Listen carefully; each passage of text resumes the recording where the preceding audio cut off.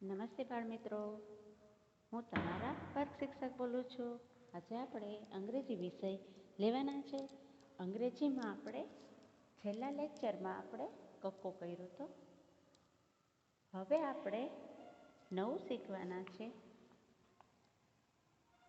હવે આપણે અંગ્રેજી કક્કો શીખ્યા, આલ્ફાબેટ શીખી ગયા. હવે પહેલી અને બીજી ABCDના જે મૂળાક્ષરો છે એને ગુજરાતીમાં આપણે અર્થ શીખવાનો છે કે ગુજરાતીમાં એને શું કહેવાય. તો ચાલો આજે આપણે એ કરશું. હવે અહીંયા આપણને ગુજરાતી અંગ્રેજી મૂળાક્ષરની સામે ગુજરાતી અર્થ આપણો લેવાના છે. આજે એનું વાંચન કરીએ છીએ. હવે અહીંયા પહેલા બોક્સની અંદર પહેલી ABCDનો એ છે, એની બાજુમાં બીજી ABCDનો એ છે. તો એને ગુજરાતીમાં એનો અર્થ શું થાય છે? તો એનો ગુજરાતીમાં અર્થ અ થાય છે. બાજુના ખાનામાં જઈએ તો પહેલી ABCDનો બી, એની બાજુમાં બીજી ABCDનો બી છે. તો એની નીચે આપણને ગુજરાતી અર્થ આપ્યો છે. એ ગુજરાતી અર્થ એનો બ થાય છે.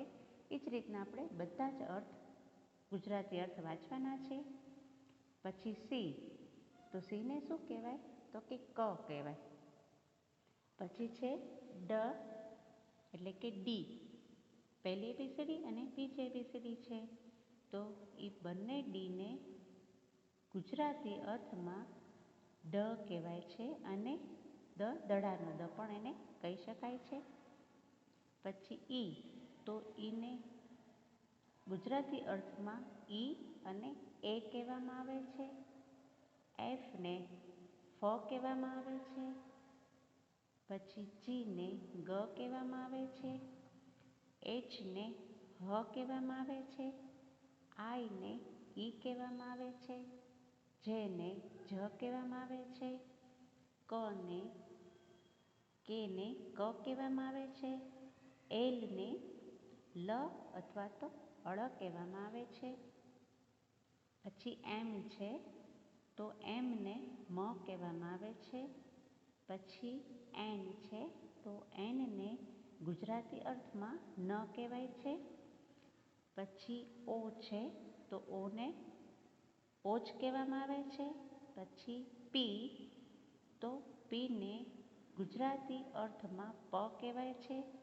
પછી ક્યુ છે, તો ક્યુને ગુજરાતી અર્થમાં ક્વ કહેવામાં આવે છે. આરને ર કહેવામાં આવે છે. એસને સ કહેવામાં આવે છે.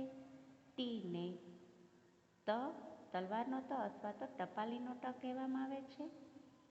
પછી યુને અ અથવા તો ઉ કહેવામાં આવે છે. પછી છે વી, તો વીને ગુજરાતી અર્થમાં વ કહેવામાં આવે છે. પછી ડબલ્યુ છે, તો ડબલ્યુને પણ ગુજરાતી અર્થમાં વ જ કહેવામાં આવે છે. પછી એક્સ છે, તો એને ક્ષ કહેવામાં આવે છે. વાયને ય, ઝેડને ઝ કહેવામાં આવે છે. આજે આપણે અંગ્રેજી પહેલી અને બીજી ABCDના અંગ્રેજી મૂળાક્ષરોને ગુજરાતીમાં શું કહેવાય છે એ આપણે શીખ્યા. હવે આપણને બીજું આપેલું છે કે જે પહેલી અને બીજી ABCD અંગ્રેજી મૂળાક્ષરો આપણે એનો અર્થ લખવાનો છે. પહેલાં આપણે વાંચન કર્યું અને હવે એનો આપણે અર્થ લખવાના છે. તો ચાલો બાળમિત્રો, આપણે શરૂ કરીએ એના અર્થ લખવાનું. અહીંયા પહેલી ABCDનો એ છે અને અહીંયા બીજી ABCDનો એ છે. હવે આપણે એનો અર્થ લખીએ. તો અર્થમાં આપણે અ લખવાનો છે. પછી છે બી, તો એને ગુજરાતી અર્થમાં બ કહેવાય છે. પછી સીને ક, પછી ડીને ડ અથવા તો દડાનો દ, ઈને ઈ અથવા તો અને એક માત્ર એ. પછી એફ છે, પહેલી ABCD અને બીજી ABCDનો તો એને ફ કહેવામાં આવે છે. એ જ રીતના બાજુના બોક્સમાં જઈએ તો જીને ગ, એચને હ, આઈને ઈ, જેને જ, કેને ક,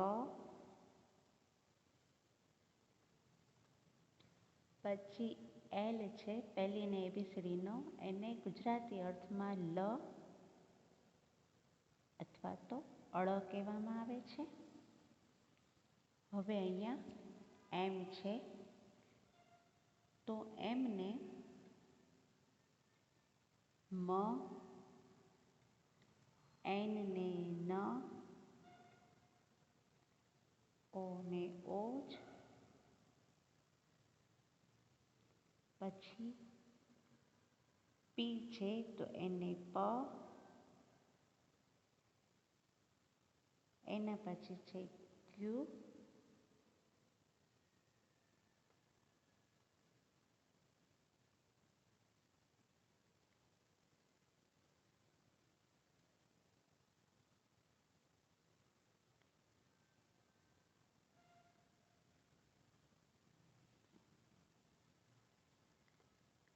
પછી ર, એસ ને સ, ટી ને ત અથવા તો ટપાલીનો ટ કહેવાય છે. યુ ને અ અથવા તો ઉ કહેવાય છે.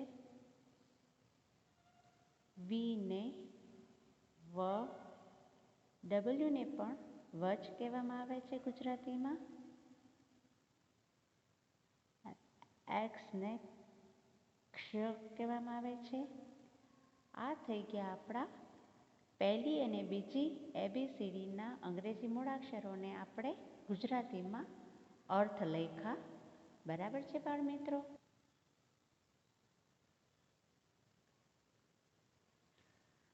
હવે આપણે અહીંયા આપણને અમુક ચિત્રો આપેલા છે. એ ચિત્રને આપણે ઓળખવાના છે, એના સ્પેલિંગ, ઉચ્ચાર અને અર્થ વાંચવાના છે. તો ચાલો બાળ મિત્રો આપણે શરૂ કરીએ. તો પહેલું જે ચિત્ર છે એ બેટનું ચિત્ર છે. શેનું છે? બેટનું. તો એનો સ્પેલિંગ થાય છે BAT. બેટ એટલે બેટ. આ શેનું ચિત્ર છે? બિલાડી, એટલે કે એને ઇંગ્લિશમાં શું કહેવાય છે? કેટ. તો એનો સ્પેલિંગ છે CAT. કેટ એટલે બિલાડી. એના પછી છે ઉંદરનું ચિત્ર. ઉંદરના ચિત્રને હવે આપણે ઇંગ્લિશમાં સ્પેલિંગ્સ આપણે બોલવાનો છે, તો એને અંગ્રેજીમાં રેટ કહેવાય છે. એનો સ્પેલિંગ છે RAT. રેટ એટલે ઉંદર. હવે આ ચિત્ર ફેનનું છે. અંગ્રેજીમાં આને ફેન કહેવાય છે. તો એનો સ્પેલિંગ છે FAN. ફેન એટલે પંખો. એના પછી છે ચિત્ર વેનનું. તો વેનનું સ્પેલિંગ છે VAN. વેન એટલે વેન. એના પછીનું ચિત્ર છે નેટ. એનું સ્પેલિંગ છે NET. નેટ એટલે જાળી. એના પછીનું જે ચિત્ર છે એને જેટ કહેવામાં આવે છે. એનો સ્પેલિંગ છે JET. જેટ એટલે વિમાન. એના પછીનું ચિત્ર છે એને જગ કહેવામાં આવે છે. એનો સ્પેલિંગ છે JUG. જગ એટલે ઊંજો. એ જ રીતના આપણે નીચે જઈએ તો આ ચિત્રને પીગ કહેવાય છે. બરાબર? તો પીગનું સ્પેલિંગ છે PIG. પીગ એટલે ભૂંડ. એના પછીનું છે લીપ. આ ચિત્ર જે છે લીપનું છે, એનો સ્પેલિંગ થાય છે LIP. લીપ એટલે હોઠ. પછી છે આ ચિત્ર શેનું છે? તો કે આ ચિત્ર ભમરડાનું છે. એને ઇંગ્લિશમાં શું કહેવાય? ટોપ. તો એનો સ્પેલિંગ છે TOP. ટોપ એટલે ભમરડો.